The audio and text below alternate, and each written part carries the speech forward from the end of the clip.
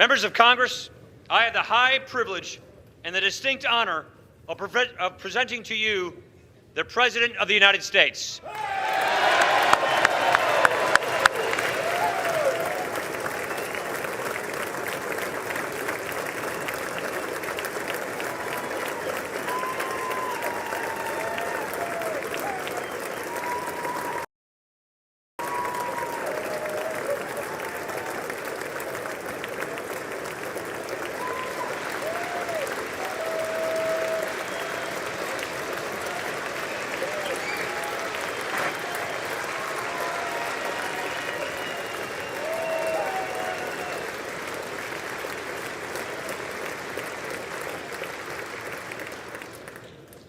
Mr. Speaker, Mr. Vice President, members of Congress, the First Lady of the United States, and my fellow Americans.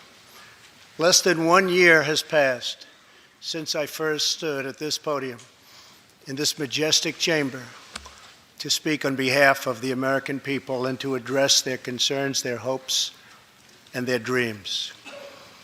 That night, our new administration had already taken very swift action. A new tide of optimism was already sweeping across our land. Each day since, we have gone forward with a clear vision and a righteous mission to make America great again for all Americans.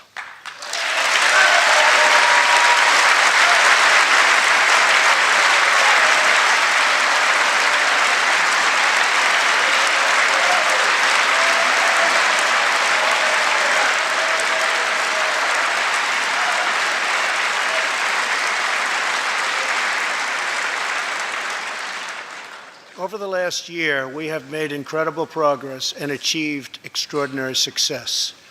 We have faced challenges we expected and others we could never have imagined. We have shared in the heights of victory and the pains of hardship. We have endured floods and fires and storms. But through it all, we have seen the beauty of America's soul and the steel in America's spine. Each test has forged new American heroes to remind us who we are and show us what we can be. We saw the volunteers of the Cajun Navy racing to the rescue with their fishing boats to save people in the aftermath of a totally devastating hurricane. We saw strangers shielding strangers from a hail of gunfire on the Las Vegas Strip. We heard tales of Americans like Coast Guard Petty Officer Ashley Leopard, who is here tonight in the gallery with Melania.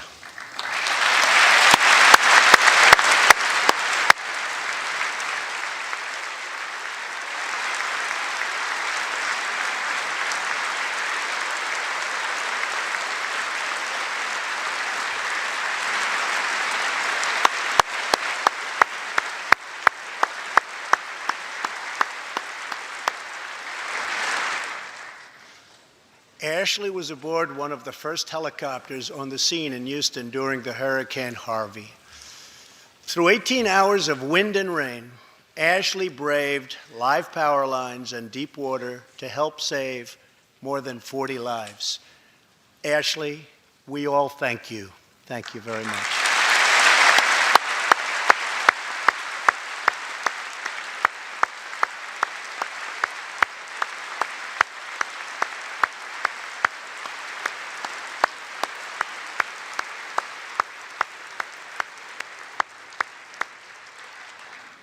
We heard about Americans like firefighter David Dahlberg. He's here with us also. David faced down walls of flame to rescue almost 60 children trapped at a California summer camp threatened by those devastating wildfires. To everyone still recovering in Texas, Florida, Louisiana, Puerto Rico, and the Virgin Islands, everywhere, we are with you. We love you, and we always will pull through together, always.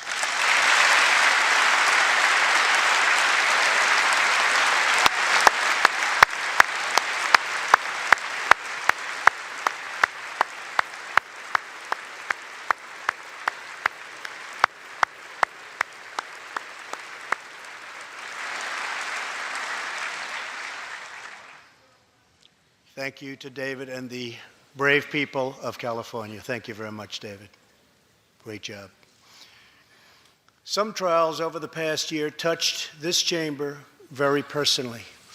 With us tonight is one of the toughest people ever to serve in this House, a guy who took a bullet, almost died, and was back to work 3.5 months later, the legend from Louisiana, Congressman Steve Scalise.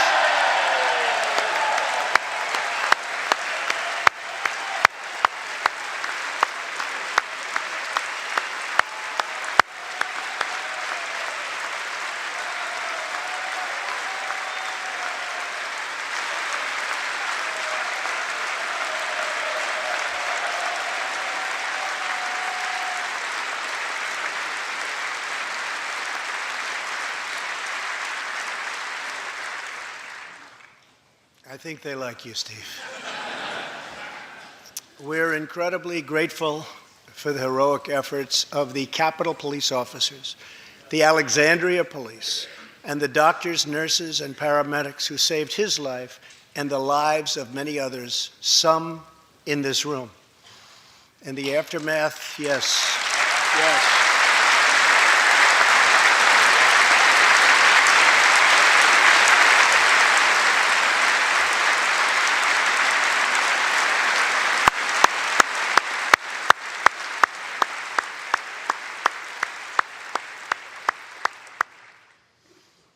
In the aftermath of that terrible shooting, we came together, not as Republicans or Democrats, but as representatives of the people.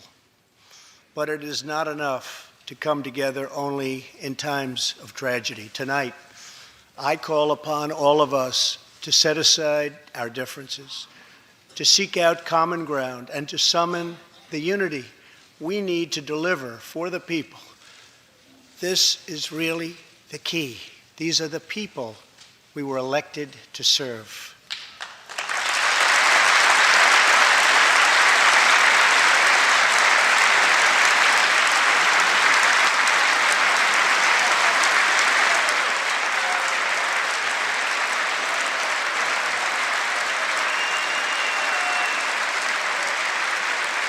Thank you.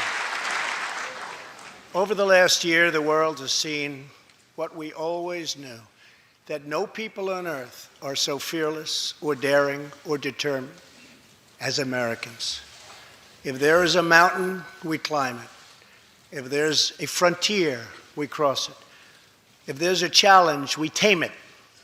If there's an opportunity, we seize it. So let's begin tonight by recognizing that the state of our union is strong because our people are strong.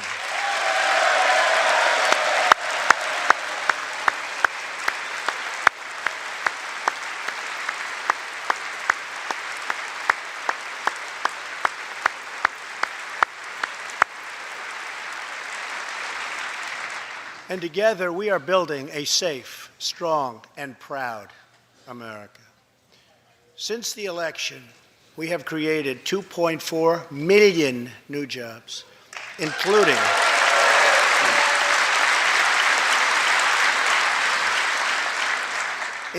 200,000 new jobs in manufacturing alone. Tremendous numbers. After years and years of wage stagnation, we are finally seeing rising wages.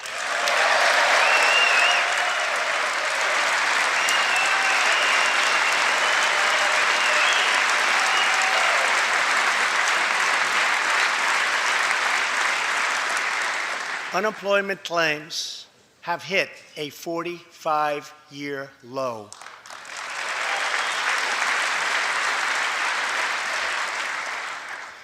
And something I'm very proud of, African American unemployment stands at the lowest rate ever recorded.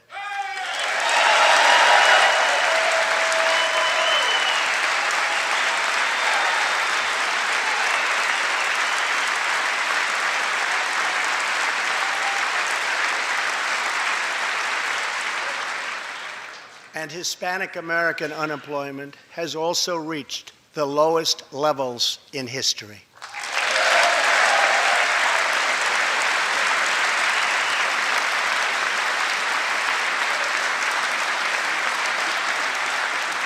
Small business confidence is at an all-time high. The stock market has smashed one record after another, gaining $8 trillion and more in value in just this short period of time. The great news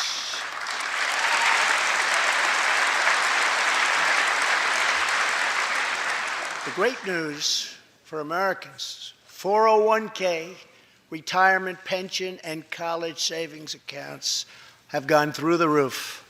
And just as I promised the American people from this podium 11 months ago, we enacted the biggest tax cuts and reforms in American history.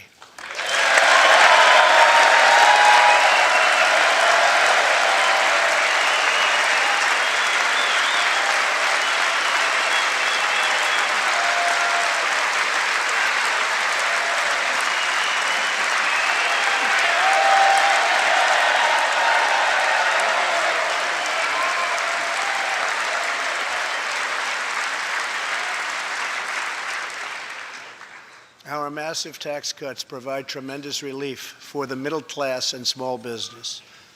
To lower tax rates for hardworking Americans, we nearly doubled the standard deduction for everyone.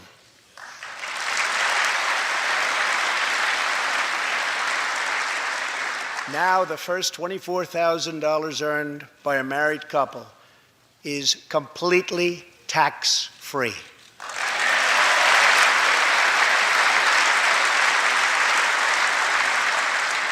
We also doubled the child tax credit.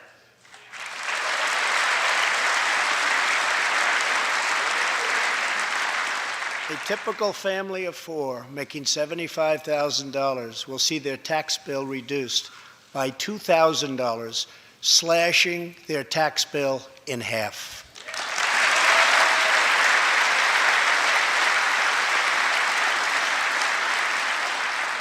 In April, this will be the last time you will ever file under the old and very broken system, and millions of Americans will have more take-home pay starting next month, a lot more.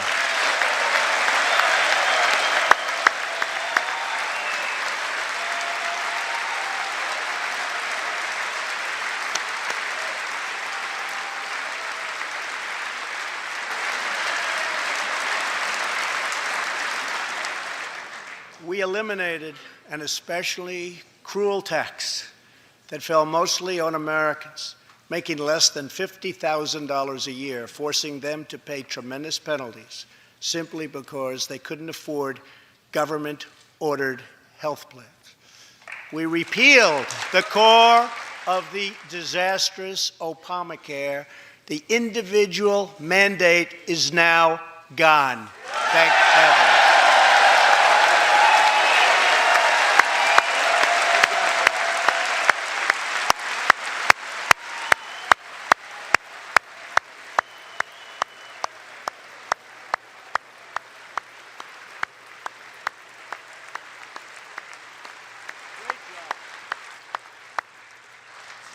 We slashed the business tax rate from 35% all the way down to 21%, so American companies can compete and win against anyone else anywhere in the world.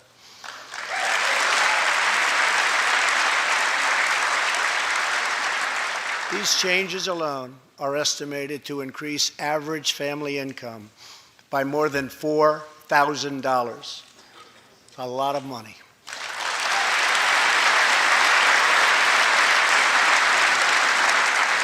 Small businesses have also received a massive tax cut and can now deduct 20% of their business income.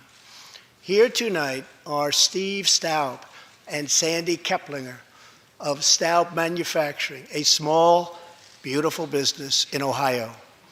They've just finished the best year in their 20-year history.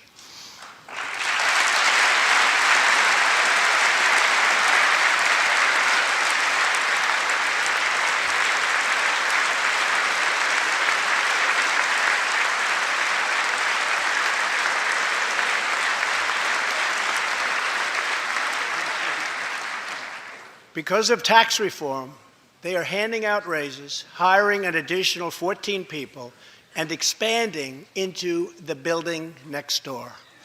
Good feeling.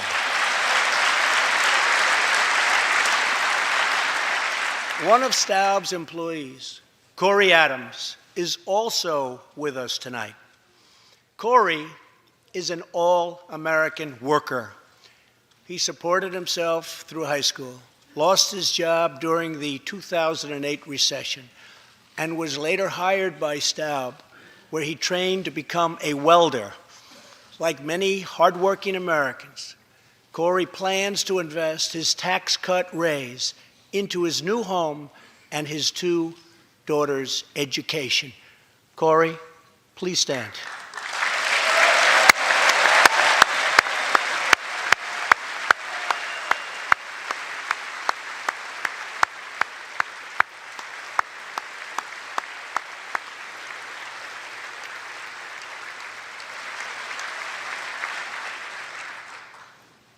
And he's a great welder.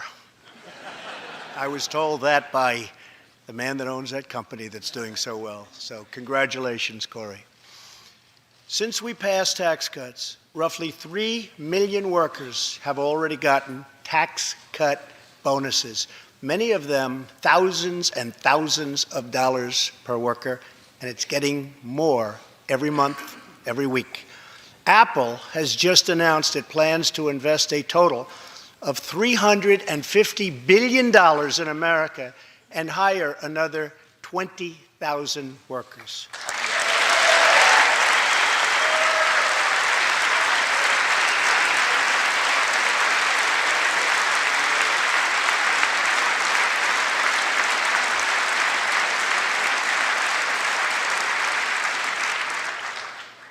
And just a little while ago, ExxonMobil announced a $50 billion investment in the United States, just a little while ago.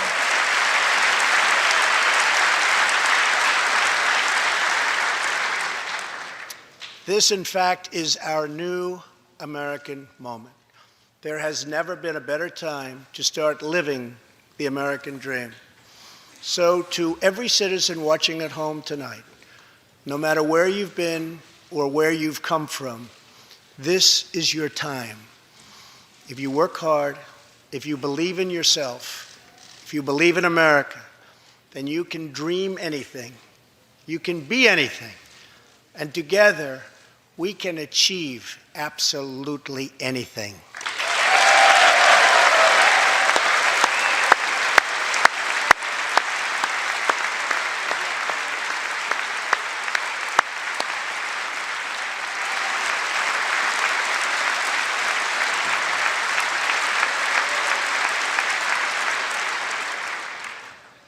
Tonight, I want to talk about what kind of future we're going to have and what kind of a nation we're going to be. All of us together as one team, one people, and one American family can do anything. We all share the same home, the same heart, the same destiny, and the same great American flag.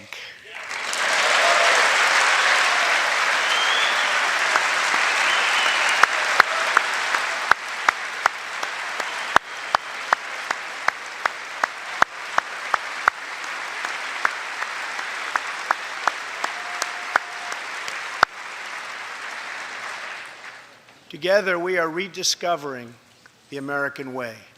In America, we know that faith and family, not government and bureaucracy, are the center of American life. The motto is, "In God we trust."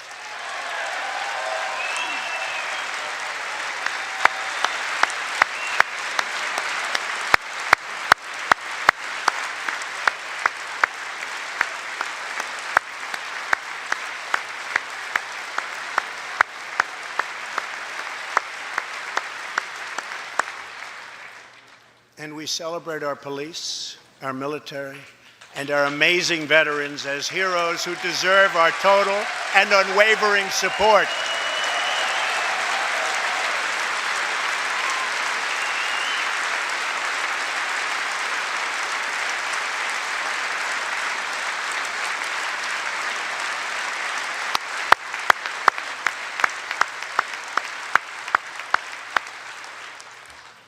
Here tonight is Preston Sharp, a 12-year-old boy from Redding, California, who noticed that veterans' graves were not marked with flags on Veterans Day. He decided all by himself to change that and started a movement that has now placed 40,000 flags at the graves of our great heroes. Preston, a job well done.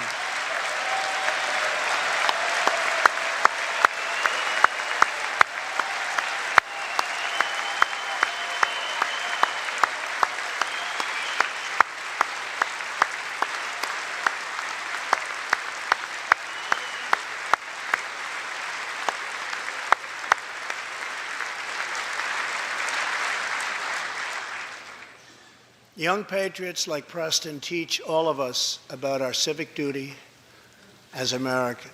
And I met Preston a little while ago, and he is something very special that I can tell you. Great future. Thank you very much for all you've done, Preston. Thank you very much. Preston's reverence for those who have served our nation reminds us of why we salute our flag, why we put our hands on our hearts for the Pledge of Allegiance, and why we proudly stand for the national anthem.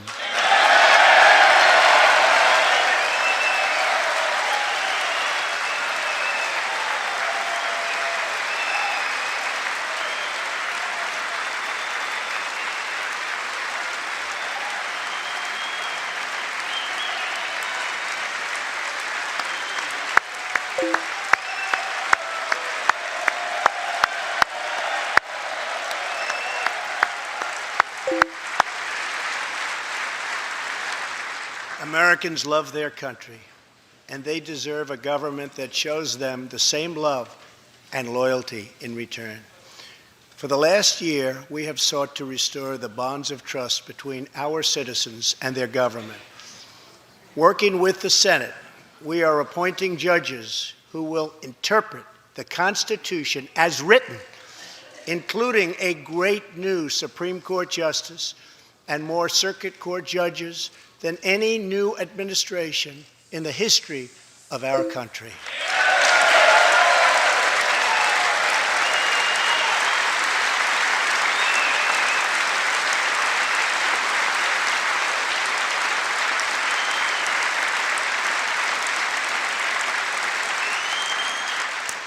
We are totally defending our Second Amendment and have taken historic actions to protect religious liberty.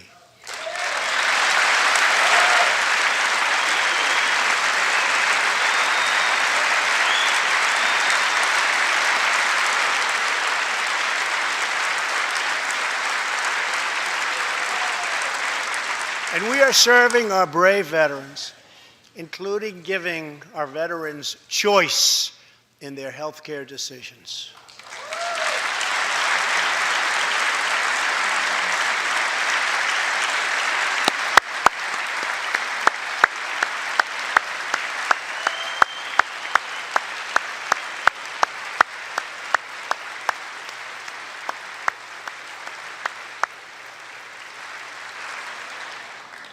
Last year, Congress also passed, and I signed, the landmark VA Accountability Act.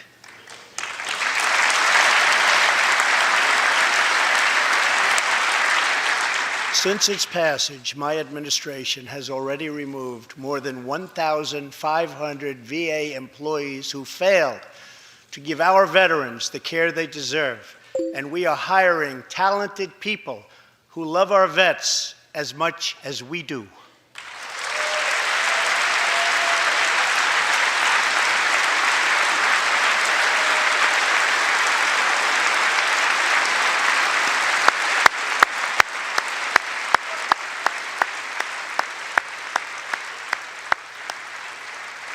And I will not stop until our veterans are properly taken care of, which has been my promise to them from the very beginning of this great journey.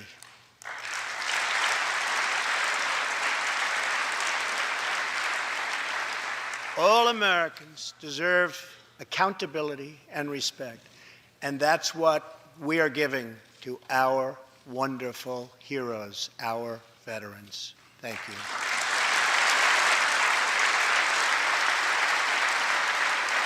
So tonight I call on Congress to empower every cabinet secretary with the authority to reward good workers and to remove federal employees who undermine the public trust or fail the American people.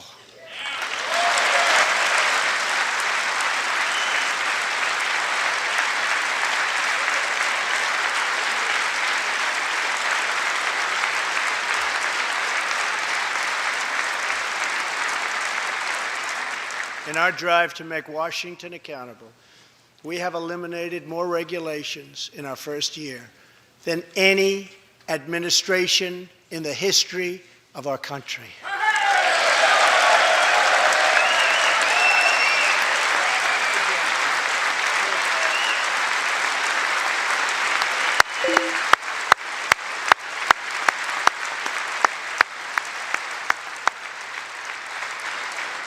We have ended the war on American energy, and we have ended the war on beautiful, clean coal.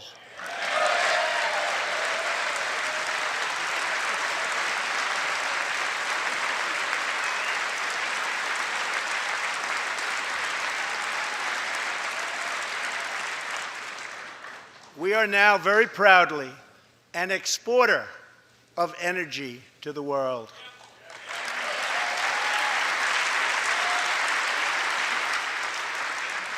In Detroit, I halted government mandates that crippled America's great, beautiful auto workers so that we can get Motor City revving its engines again, and that's what's happening.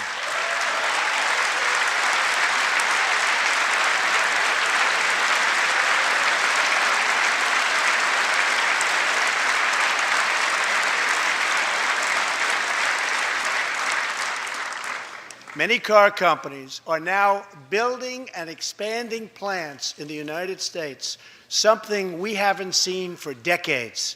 Chrysler is moving a major plant from Mexico to Michigan. Toyota and Mazda are opening up a plant in Alabama, a big one, and we haven't seen this in a long time. It's all coming back.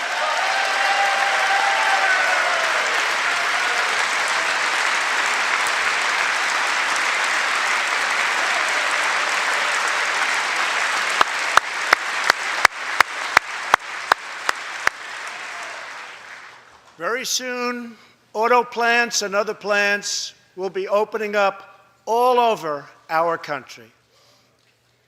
This is all news Americans are totally unaccustomed to hearing. For many years, companies and jobs were only leaving us. But now, they are roaring back, they're coming back. They want to be where the action is. They want to be in the United States of America. That's where they want to be.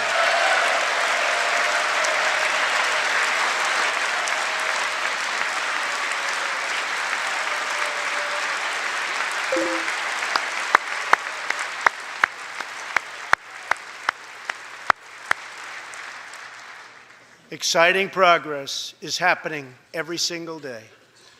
To speed access to breakthrough cures and affordable generic drugs, last year, the FDA approved more new and generic drugs and medical devices than ever before in our country's history.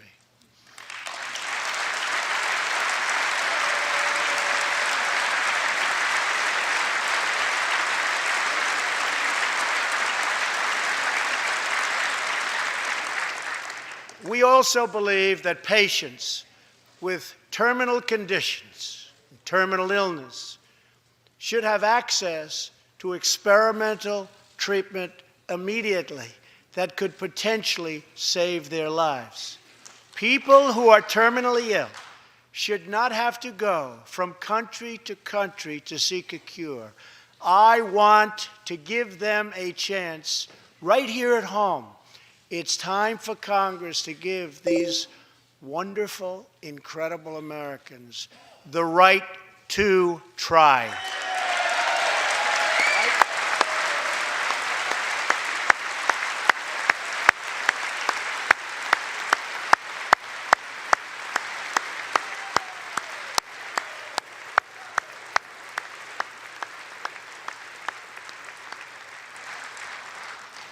One of my greatest priorities is to reduce the price of prescription drugs.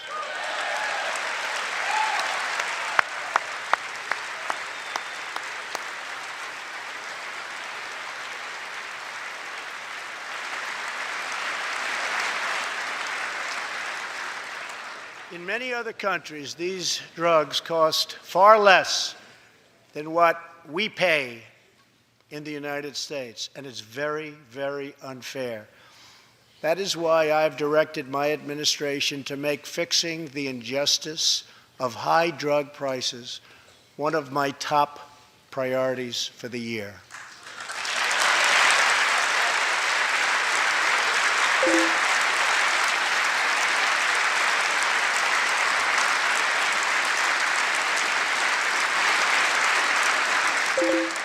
And prices will come down substantially. Watch. America has also finally turned the page on decades of unfair trade deals that sacrificed our prosperity and shipped away our companies, our jobs, and our wealth. Our nation has lost its wealth, but we're getting it back so fast. The era of economic surrender is totally over. From now on, we expect trading relationships to be fair and, very importantly, reciprocal.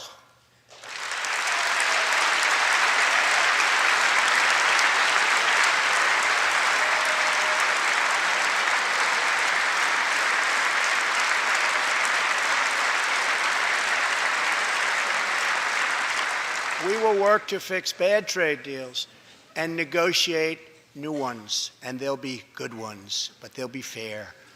And we will protect American workers and American intellectual property through strong enforcement of our trade rules.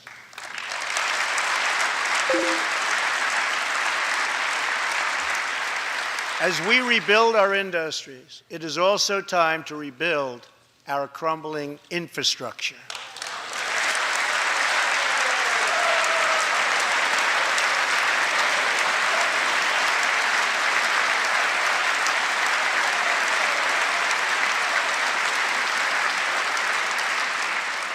America is a nation of builders.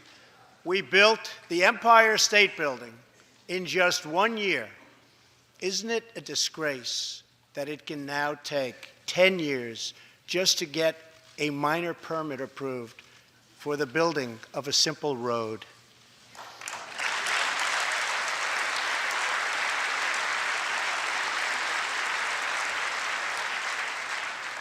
I am asking both parties to come together to give us safe, fast, reliable, and modern infrastructure that our economy needs and our people deserve.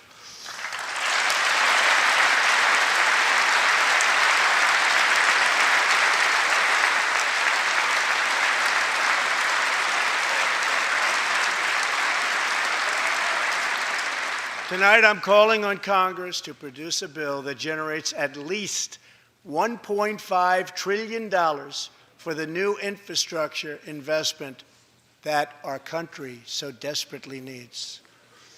Every federal dollar should be leveraged by partnering with state and local governments and, where appropriate, tapping into private sector investment to permanently fix the infrastructure deficit, and we can do it.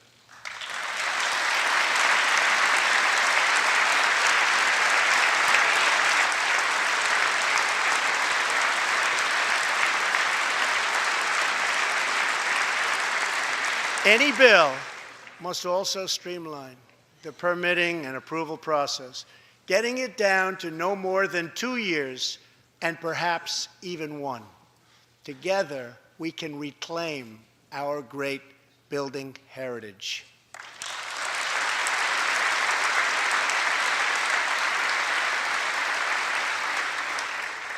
We will build gleaming new roads, bridges, highways, railways, and waterways all across our land. And we will do it with American heart, and American hands, and American grit.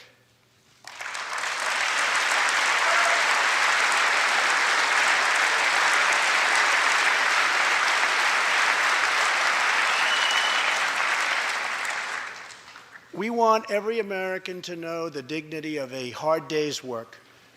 We want every child to be safe in their home at night. And we want every citizen to be proud of this land that we all love so much. We can lift our citizens from welfare to work, from dependence to independence, and from poverty to prosperity.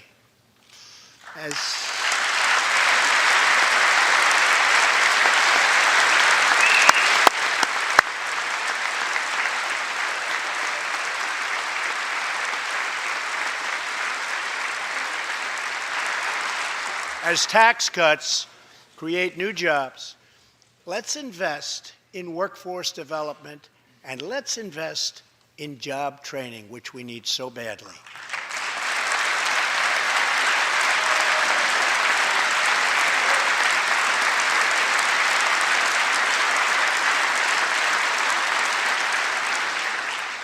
Let's open great vocational schools so our future workers can learn a craft and realize their full potential.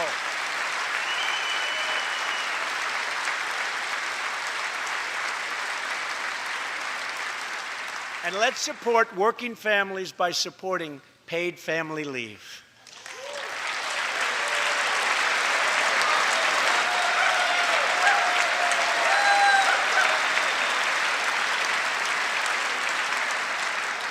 As America regains its strength, opportunity must be extended to all citizens.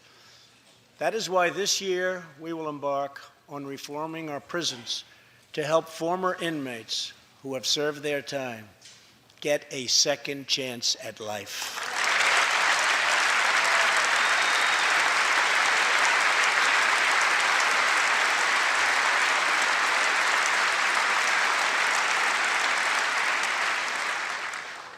Struggling communities, especially immigrant communities, will also be helped by immigration policies that focus on the best interests of American workers and American families.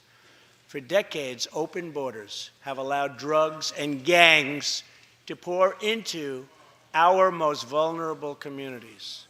They've allowed millions of low-wage workers to compete for jobs and wages against the poorest Americans. Most tragically, they have caused the loss of many innocent lives. Here tonight are two fathers and two mothers, Evelyn Rodriguez, Freddie Cuevas, Elizabeth Alvarado, and Robert Mickens. Their two teenage daughters, Kayla Cuevas and Nisa Mickens, were close friends on Long Island. But in September 2016, on the eve of Nisa's 16th birthday, such a happy time it should have been, neither of them came home. These two precious girls were brutally murdered while walking together in their hometown. 6 members of the savage MS-13 gang have been charged with Kayla and Nisa's murders. Many of these gang members took advantage of glaring loopholes in our laws to enter the country as illegal, unaccompanied, alien minors and wound up in Kayla and Nisa's high school. Evelyn, Elizabeth, Freddie, and Robert, tonight everyone in this chamber is praying for you. Everyone in America is grieving for you. Please stand. Thank you very much.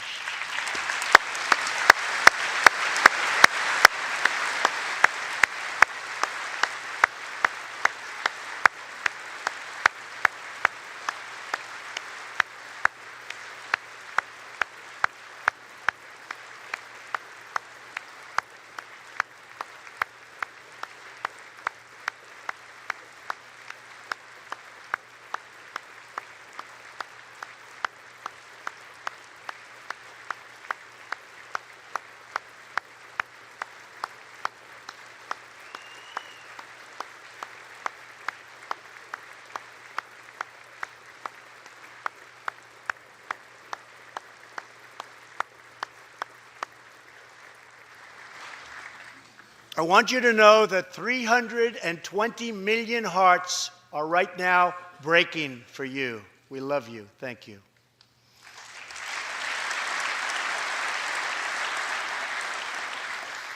While we cannot imagine the depths of that kind of sorrow, we can make sure that other families never have to endure this kind of pain. Tonight, I am calling on Congress to finally close the deadly loopholes that have allowed MS-13 and other criminal gangs to break into our country.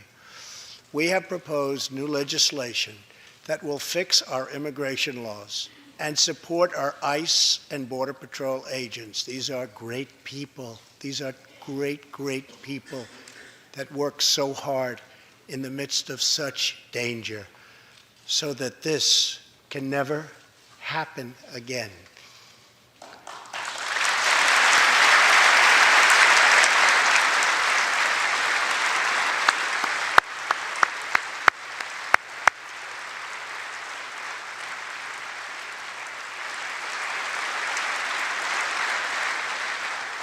The United States is a compassionate nation. We are proud that we do more than any other country anywhere in the world to help the needy, the struggling, and the underprivileged all over the world. But as President of the United States, my highest loyalty, my greatest compassion, my constant concern is for America's children, America's struggling workers, and America's forgotten communities. I want our youth to grow up, to achieve great things. I want our poor to have their chance to rise. So tonight, I am extending an open hand to work with members of both parties, Democrats and Republicans, to protect our citizens of every background, color, religion, and creed.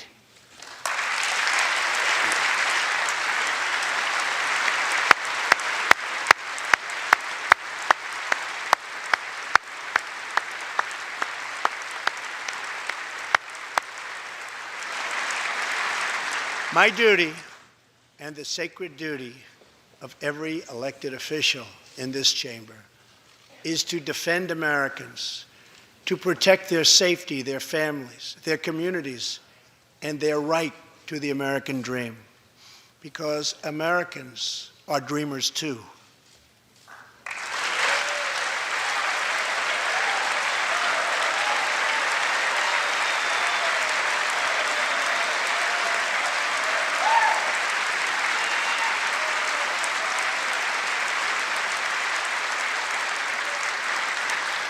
Here tonight is one leader in the effort to defend our country, Homeland Security Investigation Special Agent Celestino Martinez. He goes by DJ and CJ. He said, call me either one. So we'll call you CJ.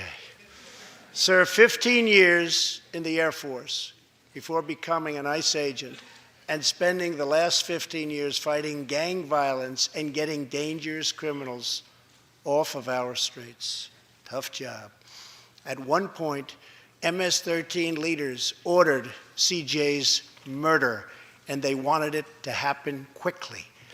But he did not cave to threats or to fear. Last May, he commanded an operation to track down gang members on Long Island. His team has arrested nearly 400, including more than 220 MS-13 gang members.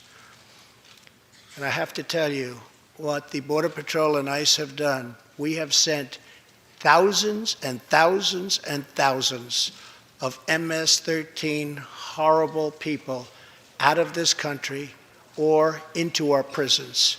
So I just want to congratulate you, CJ. You're a brave guy. Thank you very much.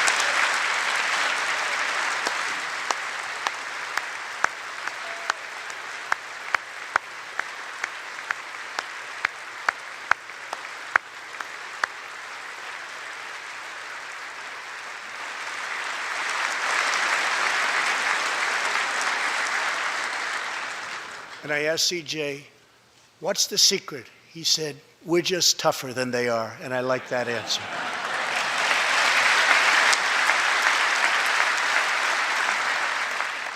Now let's get Congress to send you, and all of the people in this great chamber have to do it. We have no choice.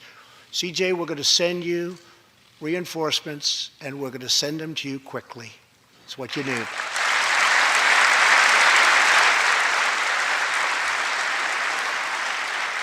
Over the next few weeks, the House and Senate will be voting on an immigration reform package.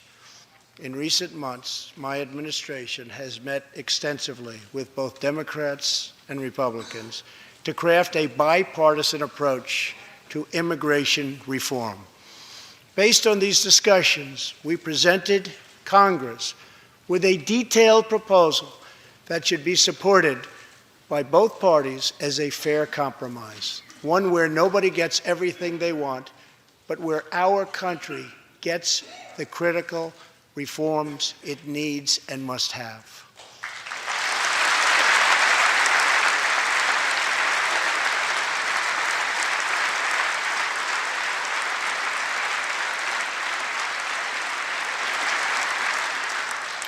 Here are the 4 pillars of our plan. The first pillar of our framework generously offers a path to citizenship for 1.8 million illegal immigrants who were brought here by their parents at a young age. That covers almost 3 times more people than the previous administration covered.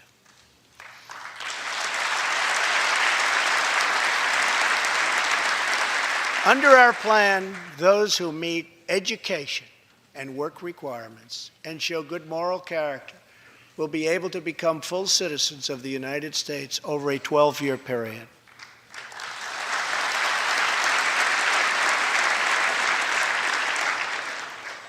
The second pillar fully secures the border.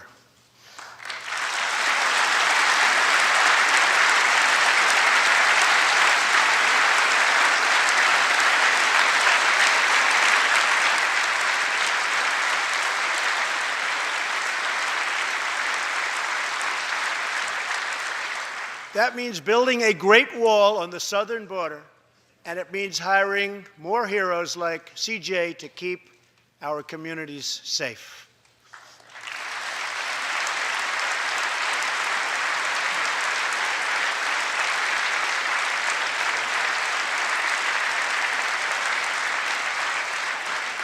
Crucially, our plan closes the terrible loopholes exploited by criminals and terrorists to enter our country, and it finally ends the horrible and dangerous practice of catch and release.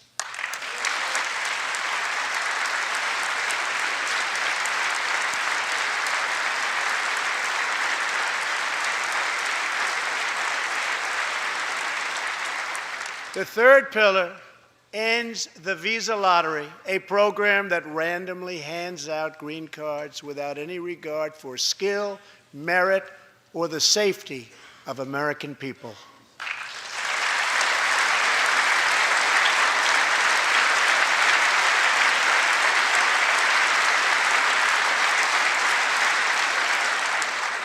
It's time to begin moving toward a merit-based immigration system, one that admits people who are skilled, who want to work, who will contribute to our society, and who will love and respect our country.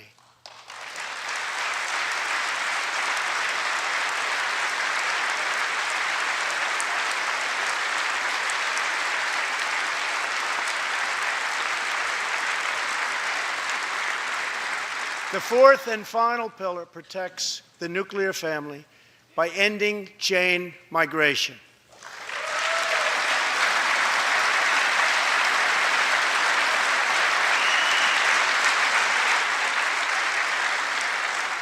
Under the current broken system, a single immigrant can bring in virtually unlimited numbers of distant relatives.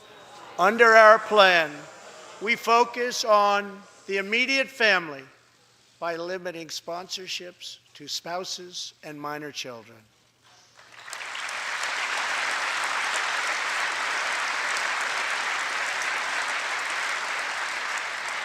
This vital reform is necessary not just for our economy, but for our security and for the future of America.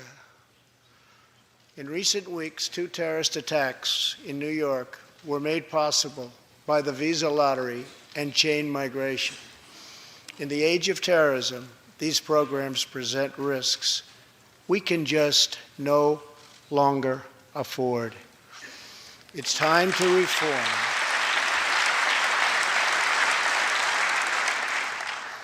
These outdated immigration rules and finally bring our immigration system into the 21st century.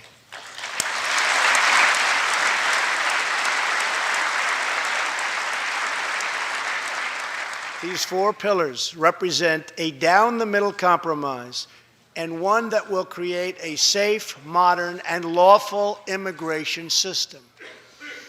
For over 30 years, Washington has tried and failed to solve this problem.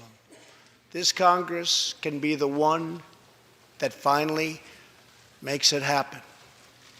Most importantly, these 4 pillars will produce legislation that fulfills my ironclad pledge to sign a bill that puts America first.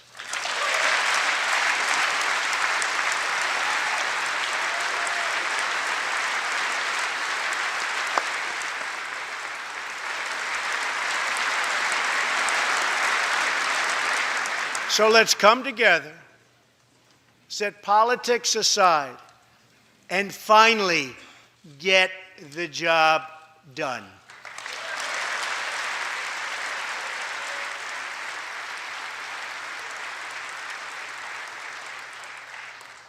These reforms will also support our response to the terrible crisis of opioid and drug addiction. Never before has it been like it is now. It is terrible. We have to do something about it. In 2016, we lost 64,000 Americans to drug overdoses, 174 deaths per day, 7 per hour. We must get much tougher on drug dealers and pushers if we are going to succeed in stopping this scourge.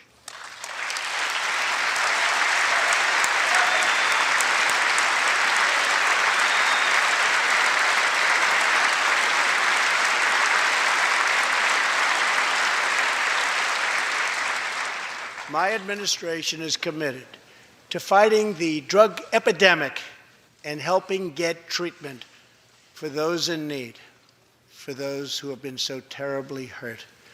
The struggle will be long and it will be difficult, but as Americans always do, in the end, we will succeed, we will prevail.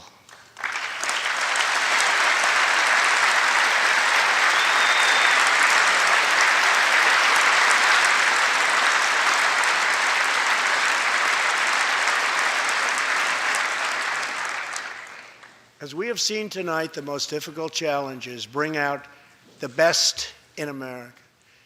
We see a vivid expression of this truth in the story of the Holetz family of New Mexico. Ryan Holetz is 27 years old, an officer with the Albuquerque Police Department. He's here tonight with his wife, Rebecca.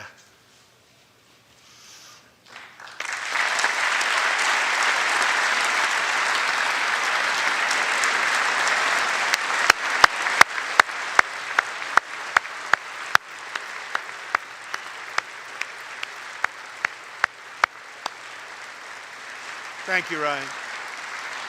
Last year, Ryan was on duty when he saw a pregnant, homeless woman preparing to inject heroin. When Ryan told her she was going to harm her unborn child, she began to weep. She told him she didn't know where to turn, but badly wanted a safe home for her baby. In that moment, Ryan said he felt God speak to him. You will do it because you can. He heard those words. He took out a picture of his wife and their 4 kids. Then he went home to tell his wife, Rebecca. In an instant, she agreed to adopt. The Holets named their new daughter Hope. Ryan and Rebecca, you embody the goodness of our nation. Thank you.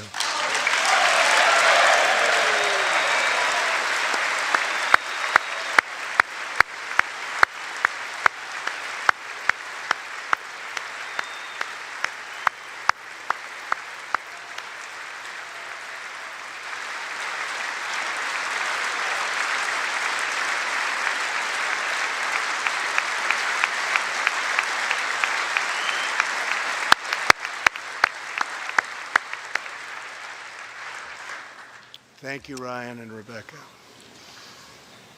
As we rebuild America's strength and confidence at home, we are also restoring our strength and standing abroad. Around the world, we face rogue regimes, terrorist groups, and rivals like China and Russia that challenge our interests, our economy, and our values. In confronting these horrible dangers, we know that weakness is the surest path to conflict, and unmatched power is the surest means to our true and great defense. For this reason, I am asking Congress to end the dangerous defense sequester and fully fund our great military.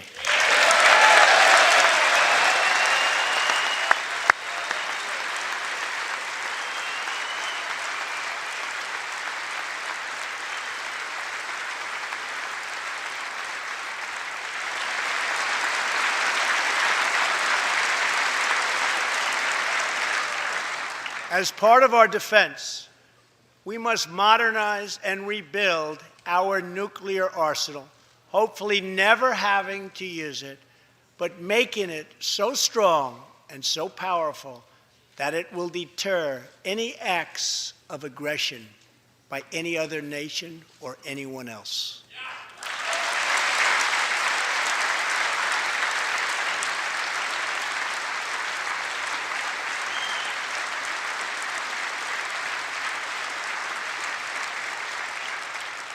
Perhaps someday in the future there will be a magical moment when the countries of the world will get together to eliminate their nuclear weapons.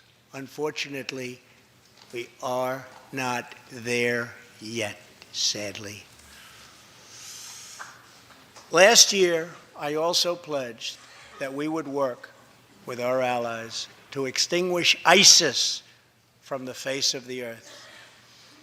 1 year later, I am proud to report that the coalition to defeat ISIS has liberated very close to 100% of the territory just recently held by these killers in Iraq and in Syria and in other locations as well.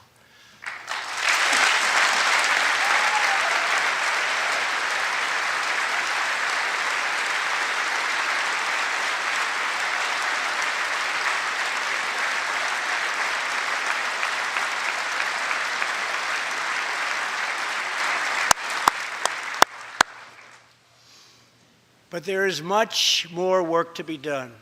We will continue our fight until ISIS is defeated. Army Staff Sergeant Justin Peck is here tonight. Near Raqqa last November, Justin and his comrade, Chief Petty Officer Kenton Stacy, were on a mission to clear buildings that ISIS had rigged with explosive, so that civilians could return to that city, hopefully soon and hopefully safely. Clearing the second floor of a vital hospital, Kenton Stacy was severely wounded by an explosion. Immediately, Justin bounded into the booby-trapped and unbelievably dangerous and unsafe building and found Kenton, but in very, very bad shape.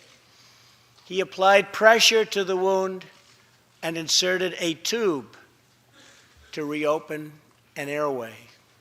He then performed CPR for 20 straight minutes during the ground transport and maintained artificial respiration through 2.5 hours and through emergency surgery.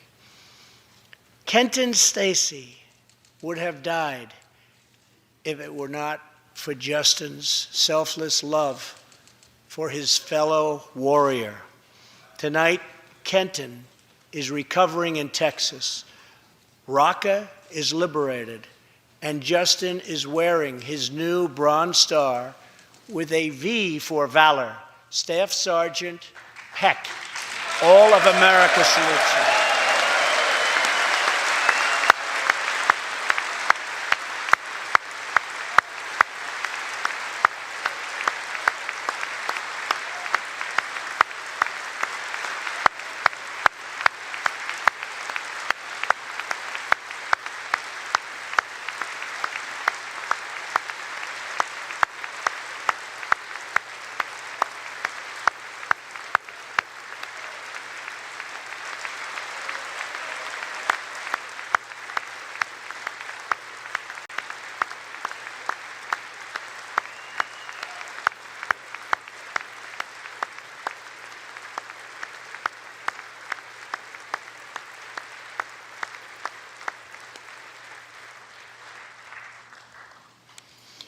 Terrorists who do things like place bombs in civilian hospitals are evil.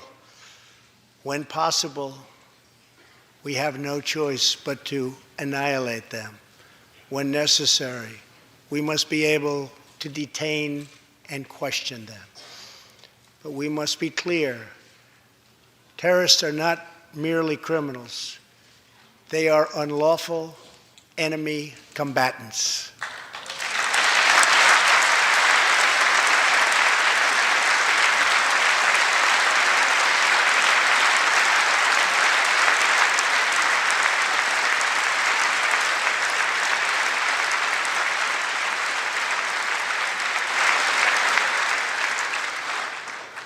And when captured overseas, they should be treated like the terrorists they are.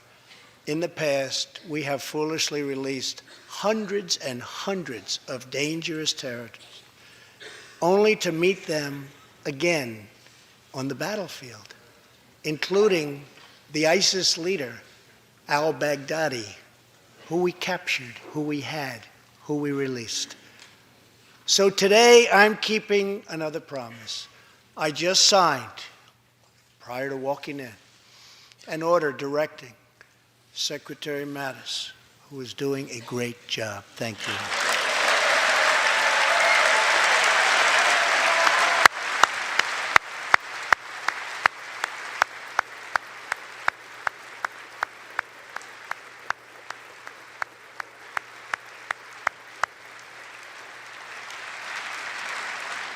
To re-examine our military detention policy and to keep open the detention facilities in Guantanamo Bay.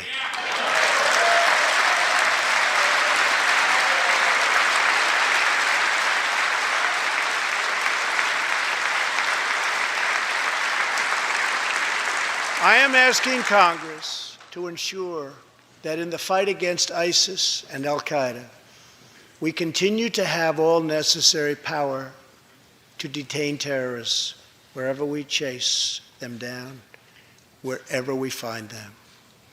And in many cases, for them, it will now be Guantanamo Bay.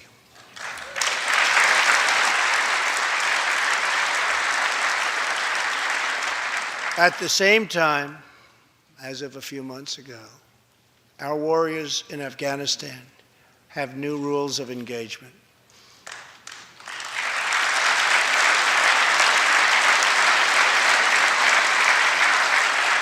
Along with their heroic Afghan partners, our military is no longer undermined by artificial timelines, and we no longer tell our enemies our plans.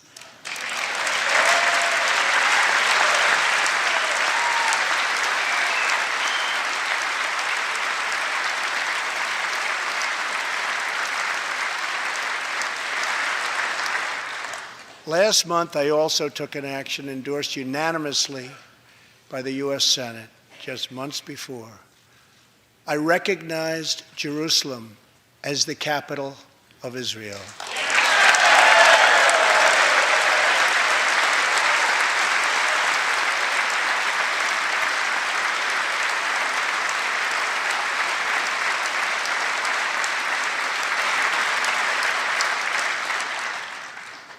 Shortly afterwards, dozens of countries voted in the United Nations General Assembly against America's sovereign right to make this decision.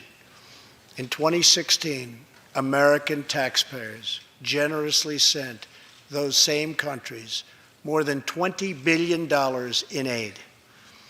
That is why tonight I am asking Congress to pass legislation to help ensure American foreign assistance dollars always serve American interests and only go to friends of America, not enemies of America.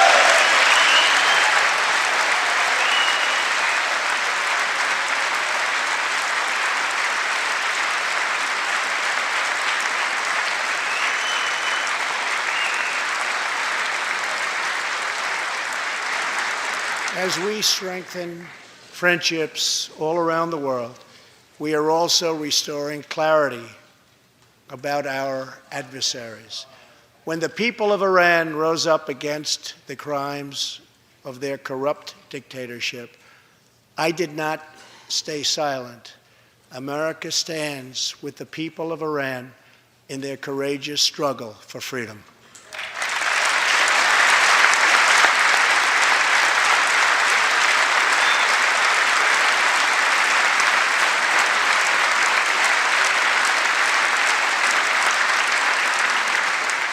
I am asking Congress to address the fundamental flaws in the terrible Iran nuclear deal.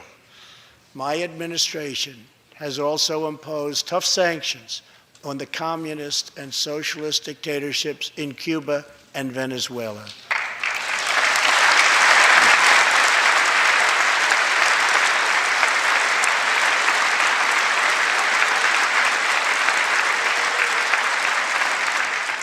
But no regime has oppressed its own citizens more totally or brutally than the cruel dictatorship in North Korea. North Korea's reckless pursuit of nuclear missiles could very soon threaten our homeland. We are waging a campaign of maximum pressure to prevent that from ever happening. Past experience has taught us that complacency and concessions only invite aggression and provocation. I will not repeat the mistakes of past administrations that got us into this very dangerous position. We need only look at the depraved character of the North Korean regime to understand the nature of the nuclear threat it could pose to America and to our allies. Otto Warmbier was a hard-working student at the University of Virginia, and a great student he was. On his way to study abroad in Asia, Otto joined a tour to North Korea. At its conclusion, this wonderful young man was arrested and charged with crimes against the state. After a shameful trial, the dictatorship sentenced Otto to 15 years of hard labor before returning him to America last June, horribly injured and on the verge of death. He passed away just days after his return. Otto's wonderful parents, Fred and Cindy Warmbier, are here with us tonight, along with Otto's brother and sister, Austin and Greta. Please.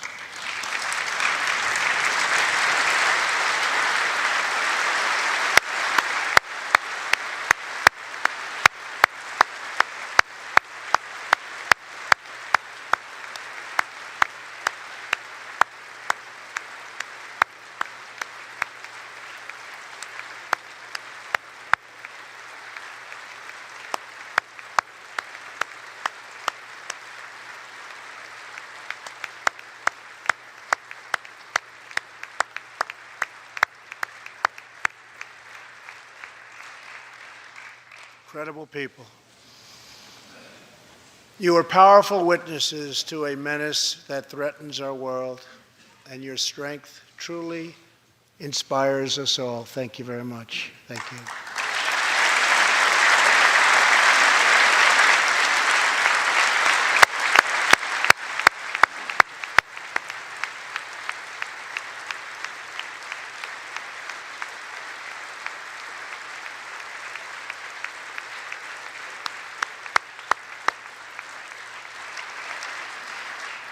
Tonight, we pledge to honor Otto's memory with total American resolve. Thank you. Finally,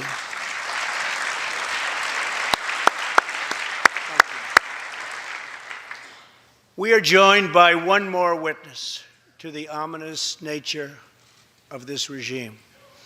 His name is Mr. Ji Sung-ho. In 1996, Sung-ho was a starving boy in North Korea. One day he tried to steal coal from a railroad car to barter for a few scraps of food, which were very hard to get. In the process, he passed out on the train tracks, exhausted from hunger. He woke up as a train ran over his limbs. He then endured multiple amputations without anything to dull the pain or the hurt. His brother and sister gave what little food they had to help him recover and ate dirt themselves, permanently stunting their own growth. Later, he was tortured by North Korean authorities after returning from a brief visit to China. His tormentors wanted to know if he'd met any Christians. He had, and he resolved after that to be free.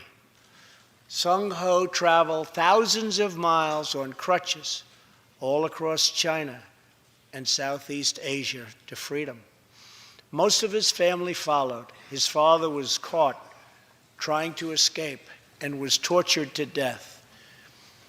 Today, he lives in Seoul, where he rescues other defectors and broadcasts into North Korea what the regime fears most, the truth. Today, he has a new leg, but Sung-ho, I understand you still keep those old crutches as a reminder of how far you've come. Your great sacrifice is an inspiration to us all. Please, thank you.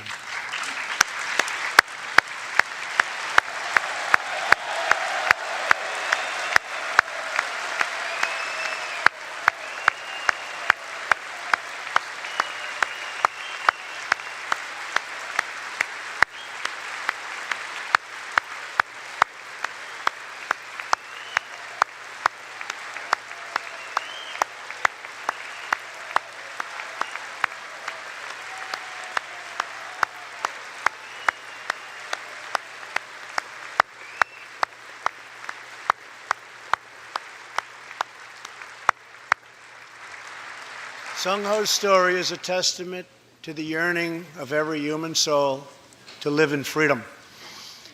It was that same yearning for freedom that nearly 250 years ago gave birth to a special place called America. It was a small cluster of colonies caught between a great ocean and a vast wilderness. It was home to an incredible people with a revolutionary idea that they could rule themselves, that they could chart their own destiny, and that together they could light up the entire world. That is what our country has always been about. That is what Americans have always stood for, always strived for, and always done. Atop the dome of this Capitol stands the Statue of Freedom. She stands tall and dignified among the monuments to our ancestors who fought and lived and died to protect her. Monuments to Washington and Jefferson and Lincoln and King. Memorials to the heroes of Yorktown and Saratoga. To young Americans who shed their blood on the shores of Normandy and the fields beyond, and others who went down in the waters of the Pacific and the skies all over Asia. And freedom stands tall over one more monument, this one, this Capitol, this living monument. This is the monument to the American people.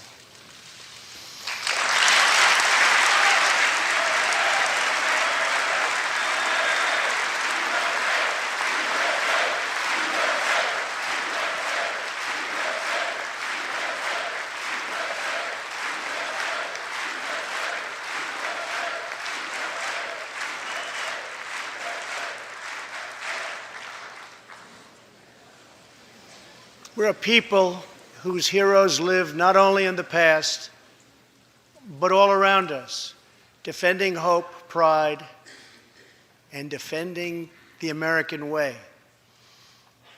They work in every trade. They sacrifice to raise a family. They care for our children at home. They defend our flag abroad. And they are strong moms and brave kids. They are firefighters and police officers and border agents, medics and Marines. But above all else, they are Americans. And this capital, this city, this nation belongs entirely to them.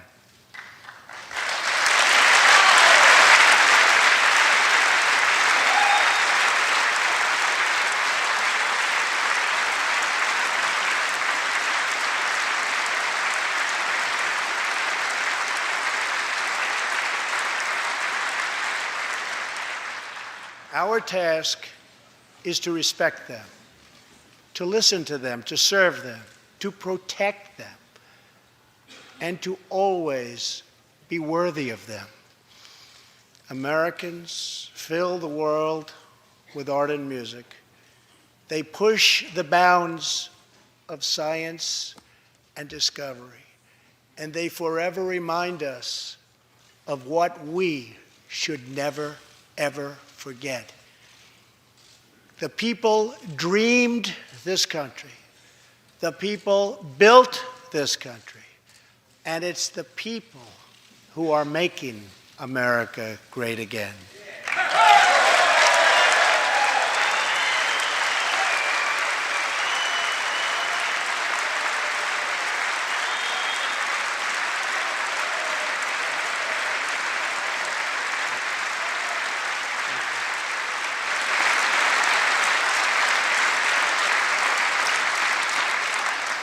As long as we are proud of who we are and what we are fighting for, there is nothing we cannot achieve. As long as we have confidence in our values, faith in our citizens, and trust in our God, we will never fail. Our families will thrive. Our people will prosper. And our nation will forever be safe and strong and proud and mighty and free. Thank you, and God bless America. Good night.